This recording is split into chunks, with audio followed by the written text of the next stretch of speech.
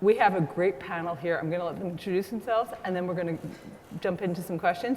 I'm going to leave some time at the end. If people have questions, great. If they don't have questions, we have part 2. So I definitely wanted to make this both interesting for you, interactive for the panel, and we'll have kind of a great, quick snapshot into what you need to know more about UX. Why don't we start at the end? Sam, can you introduce yourself? Sure. Good morning, everyone. My name's Sam Drury, and I'm Head of User Experience at Centric. And we primarily build streaming apps, TV apps, OTT apps. And so it's very exciting to be here to see all of the interesting progressions in technology and catching up and speaking to people like yourselves today. Is the audio loud enough on the speakers here? Okay, could we have a little bit more volume, please? Okay, so Sam, hopefully people have heard what you said. And if not, maybe we'll revisit it later. Rema, what about you? Good morning, everybody. My name is Rema Morgan-Aluko. I'm the Director of Software Engineering for the FandangoNOW platform at Fandango. FandangoNOW is a transactional video on-demand streaming service where we have over 90,000 movies and TV shows available for purchase. We have the largest number of 4K content, HDR content on our platform, and we're highly committed to quality. I myself have been in the video industry for about, I would say, the past 7 years, and been working at FandangoNOW for the past 3 years. Cool. Really excited to be here and tell you a little bit more about what we're doing with UX at Fandango, and looking forward to hearing all your questions. Okay, great. And Tony and I have done a number of panels together, but so Tony, you're the fan favorite in terms of the panels that I have, because we spend so much time talking together. So realistically, I may give Tony a harder time, but no, Tony, tell us about yourself. Bring it on. Okay. I'm Tony Brown. I'm Chief of Staff for Newsy. If you're unfamiliar with Newsy, we're a news startup. We like to think that we're the next generation news company for, I guess the next generation. So as cable networks have, as their audiences have trended older and their programming tends to suit those older audiences, we see a lot of space for us to move in and serve a slightly younger audience. Being that as it is, we tend to focus very significantly on OTT and connected television distribution. We also have a traditional cable channel that we spun up in the last 2 years, but we're a digital-first company that's kind of working backward through traditional television. So that presents all kinds of interesting challenges and insights along the way.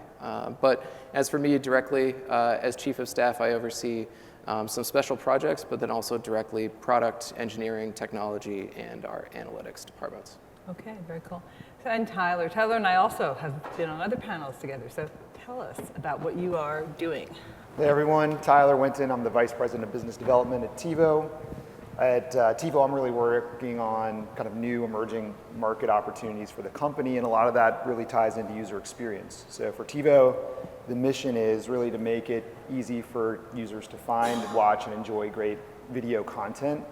And user experience is the core of how we do that. People think of TiVo because to TiVo something was basically a word that meant to record television in the past, which was one form of great user experience. Today, TiVo is a software platform, and TiVo runs across all different types of hardware and devices, formats, mobile, connected TVs, set-top boxes, what have you. So it's a great time to be thinking about user experience, and that's really what we're all about. Okay, and so one of the funny things is that people often talk about the user experience, and you hear presentations and you hear kind of things that people go, oh well, it's the user experience. We're really focused on the user experience, but really, are you? One of the problems that we're going to sit here and chat about is differentiating yourself. There's a lot of products out there. And so realistically, and there's a few that have launched and are launching big names as well. So the whole panel has opinions on this, and I'm going to let whoever grabs the question first start with this. So really, how do you differentiate one product from another? Because otherwise, everything's going to be the same in the user's mind. Rema, you said you had a comment. I just saw it coming out of your mouth. Oh, yeah, definitely. So I think right now with all the different services and products out there, I think it's really an exciting time for the user, for the consumers. They have so many options, they have so many choices in which they want to use. And so it's really important to focus on what you're best at. At FandangoNOW, we are complementary to a lot of the services that are out there today. We allow customers to buy and rent TV shows, over 90,000 movies and TV shows, and we differentiate ourselves based on quality. We have the highest number of 4K content out on any platform. We're on 200 million devices, and also I think the other power and something that differentiates us is that we use all of our brands. So the power of Rotten Tomatoes on our platform, the data that we get from people's purchasing on Fandango when they buy tickets in theaters, we use all that to help us be a little bit different than others in the space. So you're using your data for personalization. Can everybody hear okay here? Is it good, loud? I'm actually having a hard time hearing the panel a little bit. In fact, I'll ask the panel just to talk up, just a switch. So you're using data, and that's how you're focusing on differentiation. How about anyone else? I think you got to make it easy. Tyler, I think it's all way too hard right now. It's too complicated, and it's going to get a lot harder. Okay. So when you're juggling 5 different subscriptions, and then you've got 1,000 different OTT apps that you can hit, it creates a lot of burdens being put on the viewer. You think about it, where TV was, it was a very kind of passive, lean back, channel surfing type of always on experience. Right. And now when someone sits down to watch something, the first thing they're confronted with is a decision. And it's a decision about what they're going to watch. And so that decision, it's kind of the paradox of choice also combined with that decision. So you force someone to make the decision, and you're giving people too many options. And then not only that, some of those options involve a payment decision on top of the what am I going to watch decision. So I think you have to cut across all that and make that easy. That's the user experience challenge that's going to be really hitting the industry in the next couple of years hard. Okay, all right, no. I think that right now, in fact, we have a couple of people who are going to talk about this in a little bit in terms of the payment and the transactional side of things. But how about Tony or Sam? Any comments on this? I think from a differentiation point of view, if we think of a good overall experience made up of kind of 3 pillars: good quality content, good quality user experience, and good reliability. And if you can hit all 3 of those, you're laughing. Half your job is done. And I think you'd be surprised at the emphasis that users place upon the importance of reliability, because there are tons of apps and services out there that can provide me with the type of content I want, be it very specialist sports content or very specialist movie content. But I've spoken to lots of people and had experience of the fact that they're using these apps sometimes, and the playback just won't start reliably, or the actual software itself, they have to unplug their TV set in order to hard reset the apps on their smart TV. And they want to use these apps, but the reliability is letting it down. And I think that's one of the kind of key differentiators that need to be really worked on going forward, is just a really, really solid service that just works every single time. Because I know the content is there, I know that the great user experience is baked into that application. Right. Just make it work without fail time and time again. So why do you think that people, and this can be for any of you, so you have a service that is a consumer service, but somehow it's still hard to use. Why is that? I think it's the fact that we are now getting smart devices everywhere. Okay. And basically any TV you can buy will have smart services baked into it. And there's been a rush to get your apps out onto every single one of these devices, and maybe there's not the time and attention that goes into the QA of these applications that makes them as potentially unreliable as they could be. And I think that's where there's potentially an area that's lacking that needs to be worked on going forward. Okay. I think that with your point of there's devices everywhere, honestly, I think all of our companies were trying to make sure that we make the content available on any device the user has. Right. And there's a lot of challenges that go on to making sure that your service not only looks and feels like your company, like FandangoNOW or whatever your company is. It's hard to do that. And I think there's different considerations that a company has to take when they're building for all these different platforms.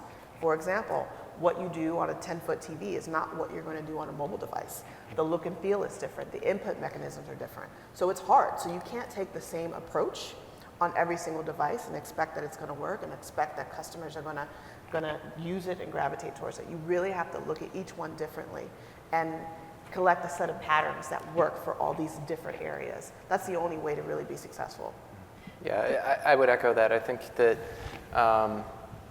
one of the biggest challenges that we find when we're developing the various apps that we're putting on platforms is just the sheer scale of the number of devices, but also that range in power that you have from platform to platform. So The range in what?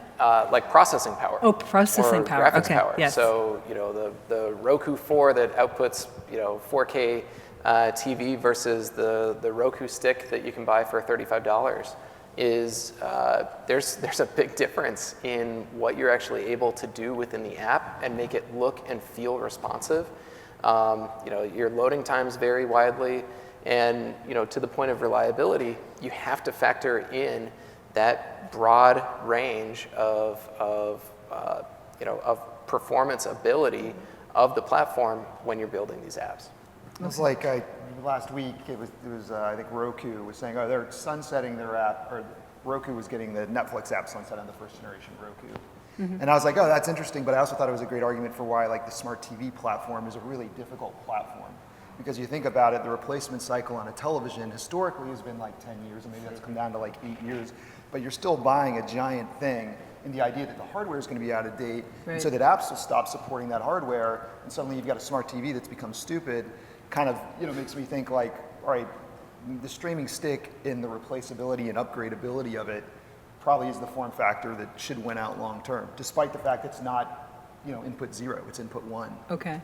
All right. Yeah, I would argue that they're not selling the sticks based on the hardware specs. They're selling them based on price, and it doesn't mean that they're putting great processors in them, or even into the televisions that the OEMs are producing. So it's like good enough every 4 years is better than great crap in 8 years. So, yeah. Which I think is why you have to revisit your user experience every single time, because with all these new devices coming out, you have to reevaluate what you're doing on this device, reevaluate whether or not it's going to work on that particular platform. So it's a constant change. You're constantly iterating and trying to work on making things better. We have teams of really, really smart people who are focused on this day in and day out, and it's a hard nut to crack for sure.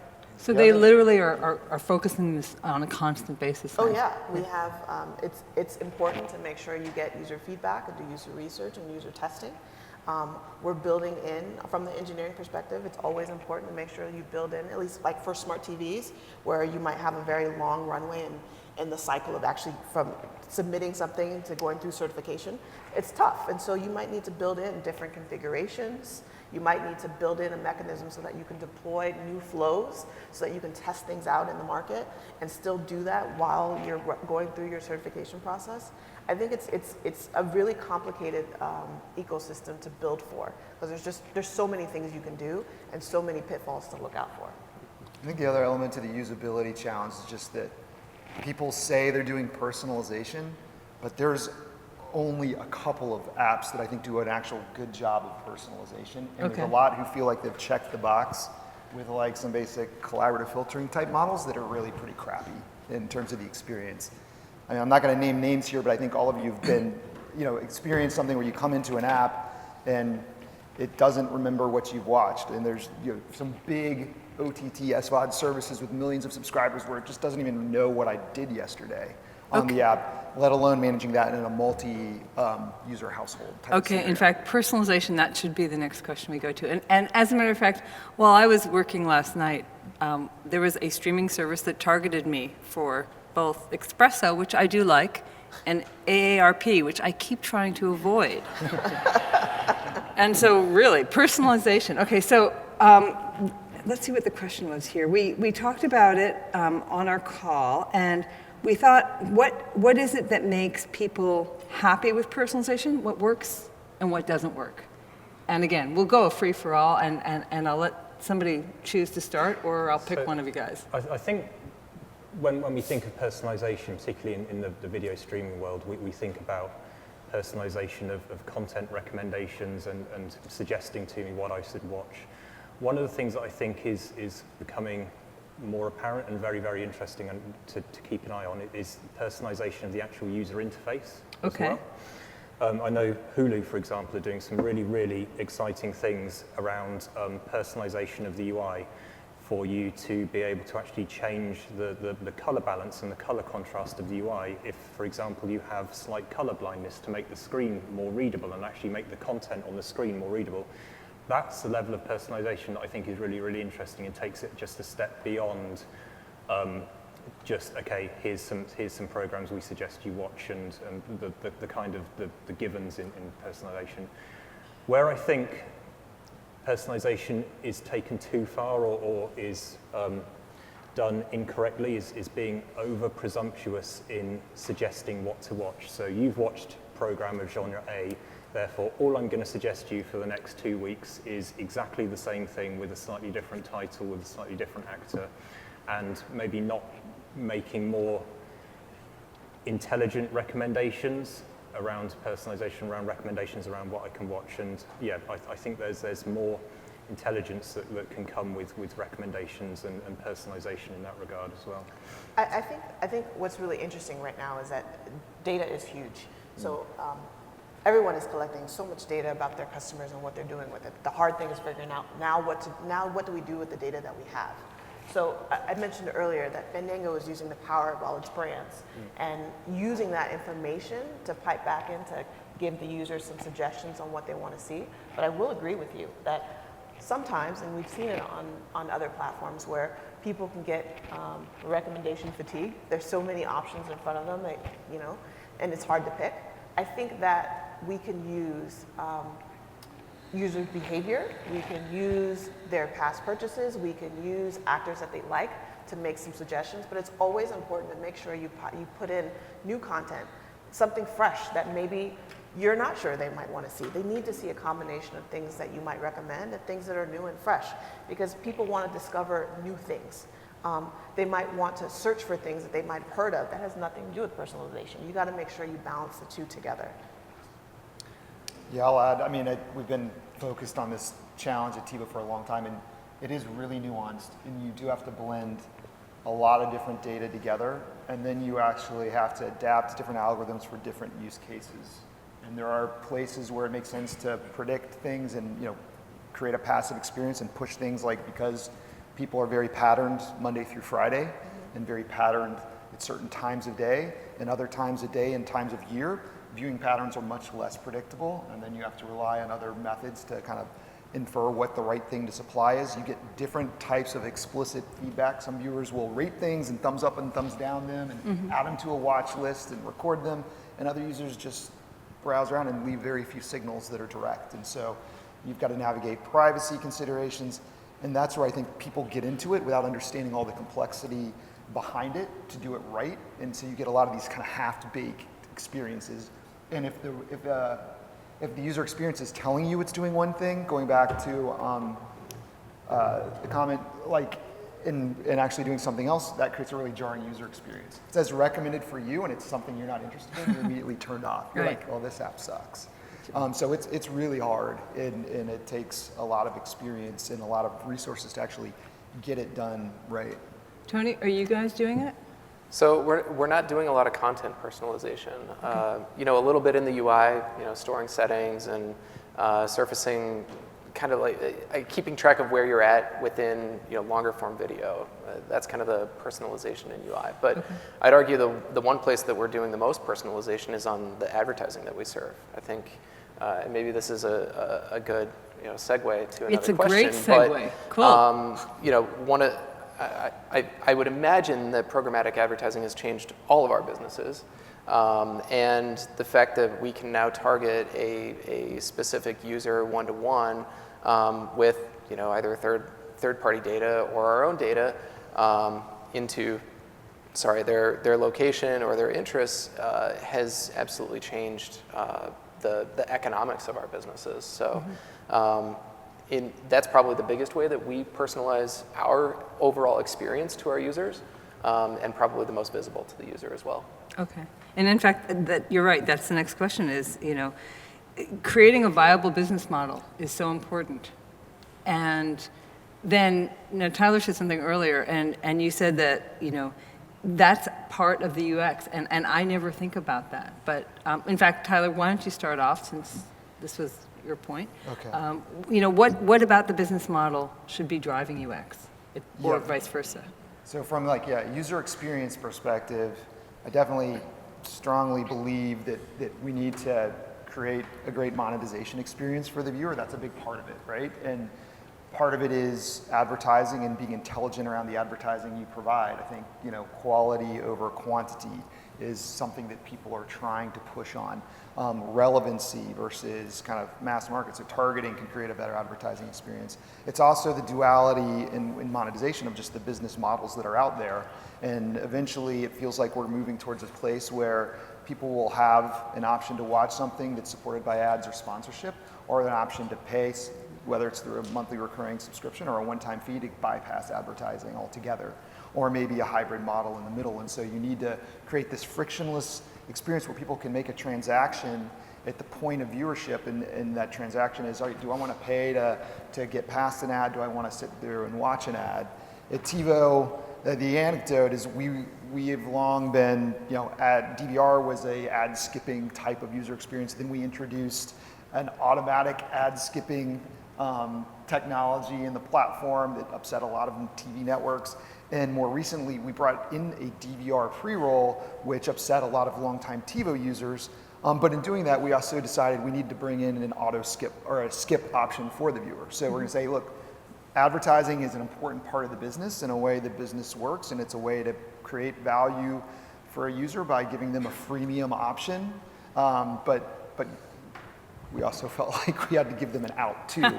And if you can kind of give users some sense of choice, rather than you just beating them over the head with an ad, an unfrequency capped, repeating Allstate commercial or something, then I think you can bridge those worlds and really give them the choice. Like, do I want to spend, or do I want to burn some time? So what about for the rest of you, in terms of what you think about when you're working on the UX side of things? Monetization, it might not have to be focused on ads and the ad experience, but Rema, you're nodding your head. Yeah. So FandangoNOW, we don't have ads on our platform, but what we do have, and I think what can be seen as personalization as well, is we've got Once Upon a Time in Hollywood that's coming out shortly, and if you have affinity to Quentin Tarantino, we use the power of our curation, and Quentin Tarantino actually has a set of picks that are on our platform, and so if you're interested in that, that's something that you can come to FandangoNOW and you can get that, and then that will help the user make that choice to hit the purchase button and buy that piece of content, because that's something that Quentin Tarantino is excited about. Okay. And I think that we can use the power of content, we can use the power of people's affinity to actually push people across the line to make purchase. And I think it's just really about, are we providing the right options for the customer to make the choice to spend money with us? Yeah. I think something that I've noticed is becoming more and more important with monetization and the purchase of content is just making it absolutely clear to the user that they know what they're getting for their money. Right. And when they hit the buy now button, actually, particularly if it's a subscription service, knowing exactly what comes with that subscription, because we're now in an age where you live in one particular state or one particular country, and you don't actually get everything you signed up for. You only get the highlights of a race as opposed to the full race, and these sorts of things, depending on kind of the localization of the content, can become very, very confusing. And we've seen examples of people thinking they're signing up for a particular subscription service to get the full package, but because they live here, they didn't actually get that full package, and obviously that leads to huge frustration amongst the users and people calling to cancel and saying, where's what I thought I paid for actually going to come from? Okay. Tony, anything? I would kind of jump on that. I think the two worst UX practices that we see right now are kind of like surprise subscriptions. So, the idea that hopefully we get that credit card number and we'll give them, a 10-day trial and hope that they just don't cancel on the other side and that they don't notice that we're charging them $6 every month for at least like 9 months. And that's baked into part of the model, I think. So there's that practice that some folks have. And then there's the other side of just offering bad ad experiences. And this is something, frankly, and very candidly, that we've struggled with as well. But our data shows that people will stay in an app for a good ad experience, and they'll leave an app for a bad one. I think our audiences really understand that there is some transfer of value, that we are giving them free content, and that's a lot of the way that we operate, is we give a lot of free content away, and they're repaying us by viewing ads. But and they'll tolerate that, and even maybe, I don't know if anyone's ever saying like, yeah, those were some great ads, Newsy, thank you, but we like to think that that's what they're thinking. But at the very least, they're thinking, man, like this overall experience is good. And but we do see that when we're accidentally stacking up, the same creative over and over in an ad break, that's when people are dipping out. So we have to be really cognizant of that. I think that's probably the two biggest reasons that around monetization that people would have a bad taste in their mouth from your UX. I did actually recently had a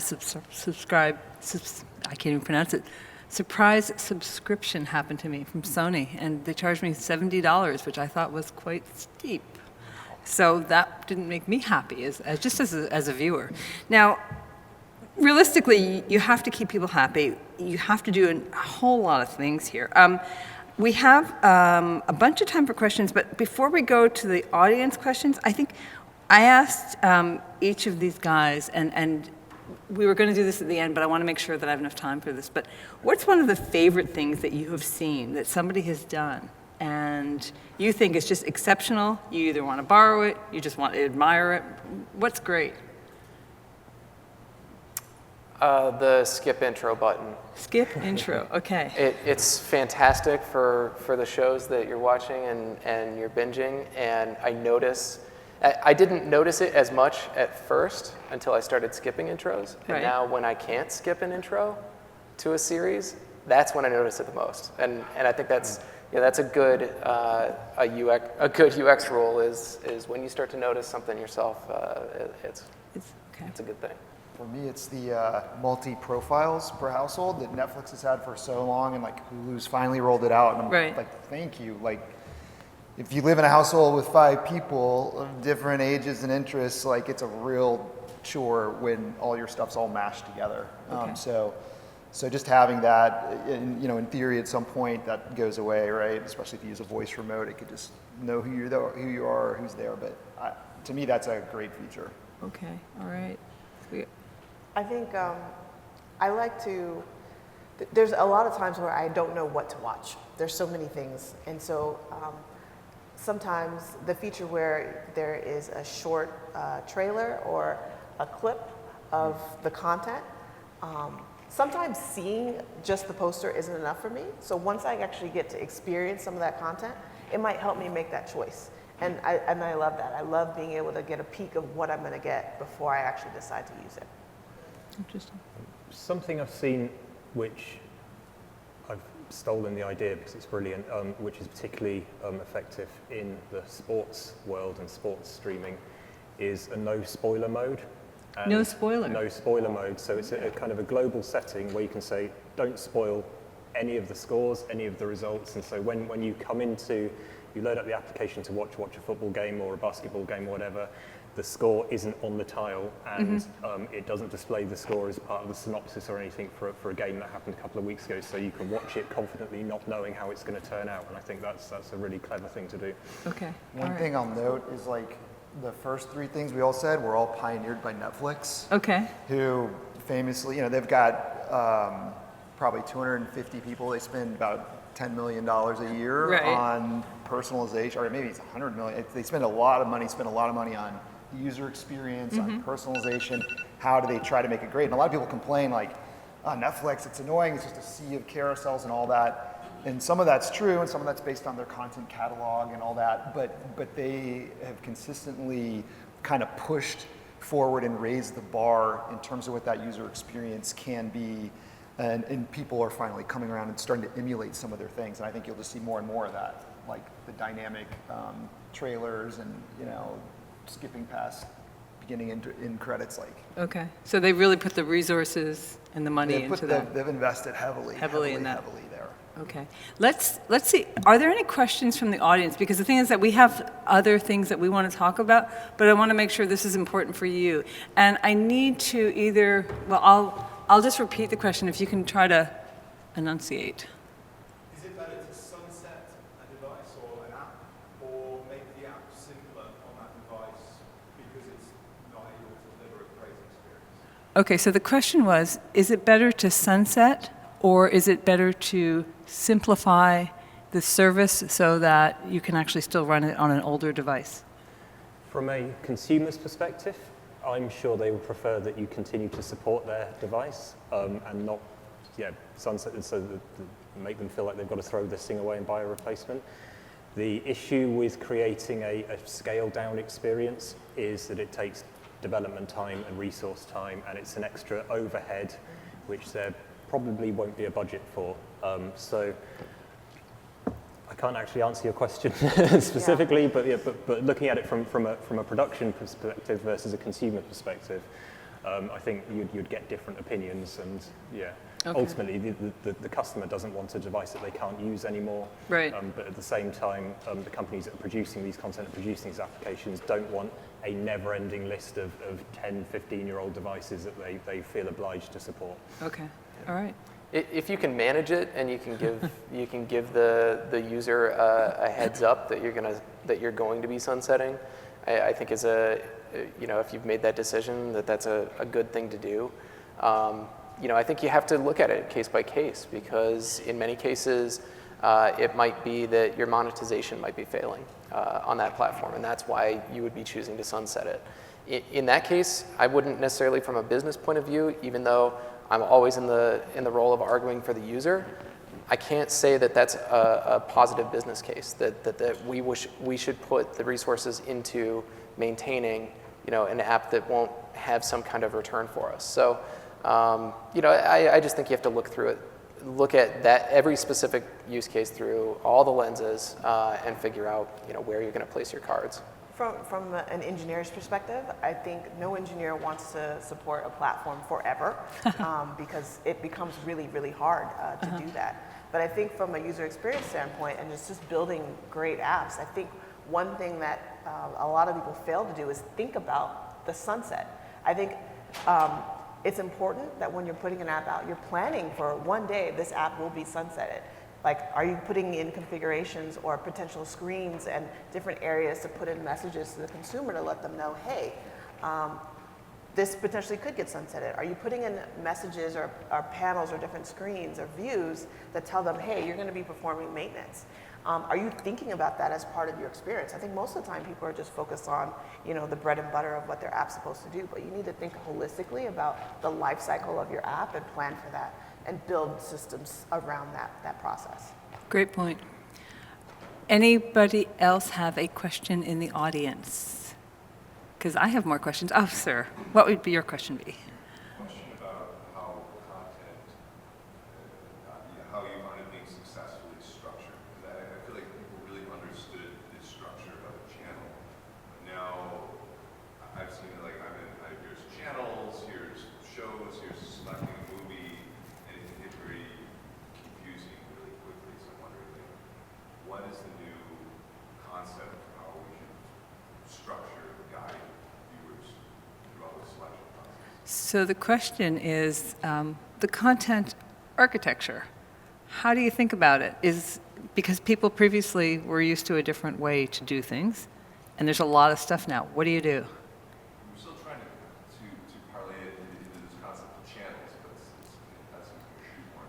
Right. So if it's not a channel-based world, what is it? In fact, this is the question we were going to talk about is search.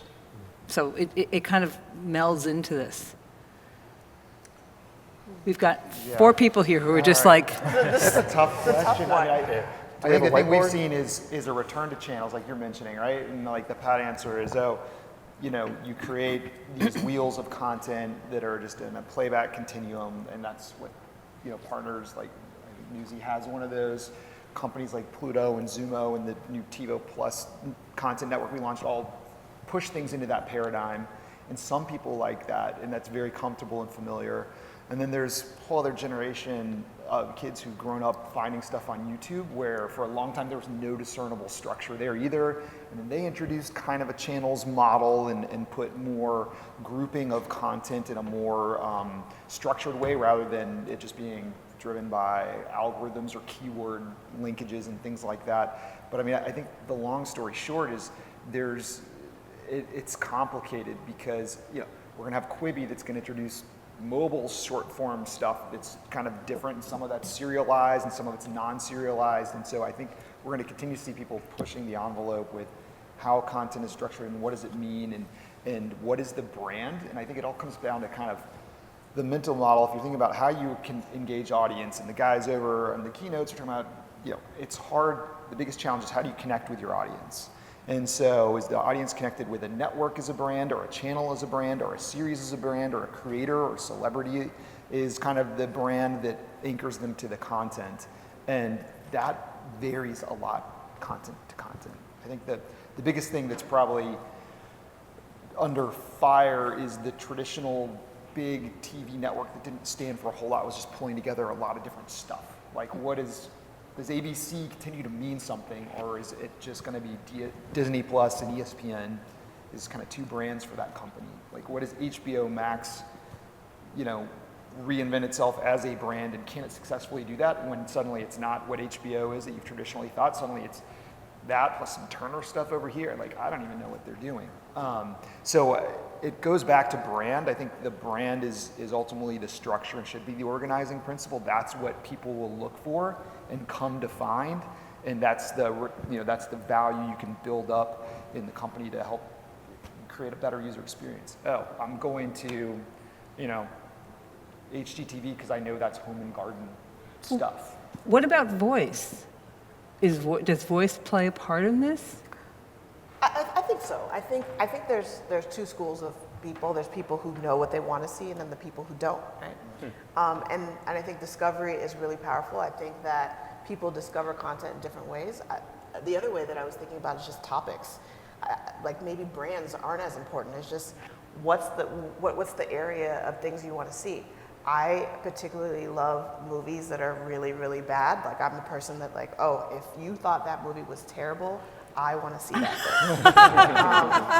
thing. So that's me. So if I find, BuzzFeed had something really cool that was really viral. They had all these lists of just crazy things. I think that if you curate your content, you have lists of things, of topics that people might be interested in. To me, that's more powerful than just a channel. I think that that's something that we do really well at FandangoNOW. I think we do that also really well on our Movie Clips platform. We create these topics of things that people might be interested in, these mashups that people might be interested in. And I think that we need to think about new ways of how people discover and figure out content. I think if you use the voice remote, like the voice option in your remote, and you say a topic, I think the users are now expecting to see content from a plethora of different sources that have ties into that particular area. So I think brand is really falling away per se. I think it's really, really tied to the topic and the thing that they're really interested in. I think there's a real kind of time and a place for voice search. And I don't know if it's just my British roots coming through, but there's a certain self-consciousness about using voice search in all but the most very private situations where you might feel like a bit of an idiot talking to your remote control, asking it to find a particular piece of content. So I think it's maybe more suited for the kind of at-home big screen experience rather than I'm sat on a train and I'm asking my phone to bring up things I'm looking for. To take that forward, where I think voice search can improve upon is the user being able to ask a question which is not very rigidly formatted. So rather than saying, find me a documentary about nature, being a bit more open with their question, like, I'm interested in something with animals in it. with big animals in it, and having that level of kind of what's the word I'm looking for? Lightness in your search, be able to actually deliver useful results rather than having to talk to this device and be very, very specific about what you're asking it for. Okay. Well, Sam, I think you're getting at something there in the voice is kind of the next best remote, right? Where on TV, the only input that you have really is this forward direction, button with a center button and like a back button. That's the most common trope across all the remotes. So it's so hard to go in and type in all of The Sopranos, but it's way easier to just say it. And to your point of like, I don't necessarily see it being the new way that we're going to search on mobile or on a desktop where you've got a full keyboard and it's a lot easier to type that in. But when you're sitting in front of a TV, for sure, that's the best way to input data. Yeah, we offer a voice remote and we get the whole gamut of like extremely profane personal comments that we see that come in through that to very explicit, get me to The Sopranos to like show me something good to watch, where you've got almost nothing to go on and everything in between. And the one thing I'll say is that I'll add is you don't have to learn a visual UI either. And if you've got content coming from 7 different sources, you don't need to figure out how to navigate and even find where a search button is. So the users who use it love it. Not everyone uses it, not everyone's comfortable with it yet. There's a barrier to get past that I think Amazon and Google will continue to chisel away as they make voice more utilitarian within the connected house. But the people who do use it tend to use it often. They're using it daily, not infrequently, and they're also, when it's offered through like a pay TV service, they're more loyal subscribers. So there's a strong correlation. People who use voice are about 30% less likely to churn than people who don't. Wow. So we covered so many different topics, and I still have probably room for one more question. Anybody from the audience have one last question? Yes, sir. Okay, now I've got 2 of you. The man behind you in the black jacket first, and we'll try to squeeze both in. So we'll. Cool question. What kind of metadata is useful? So I heard what kind of metadata is useful. Was there? I can't hear the second part.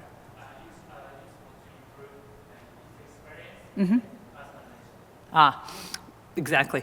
What kind of metadata is useful to improve the user experience and personalization? So I'll start. I mentioned earlier that I like really, really bad movies. I think that metadata is really, really powerful, and it's really important about how you use that. We have a really cool stat, our tomato meter, and that we find has been really, really helpful in helping customers make a decision about what they want to see. If they want to find out more about that, they can just click on it and get a full page on Rotten Tomatoes about what critics are saying, what audience members are saying. And we have a new feature, Verified Audience Score, on the Rotten Tomatoes platform, where you kind of get information from people who have actually seen the movie, and so you get a little bit more confidence about how that movie is and what people should think about it.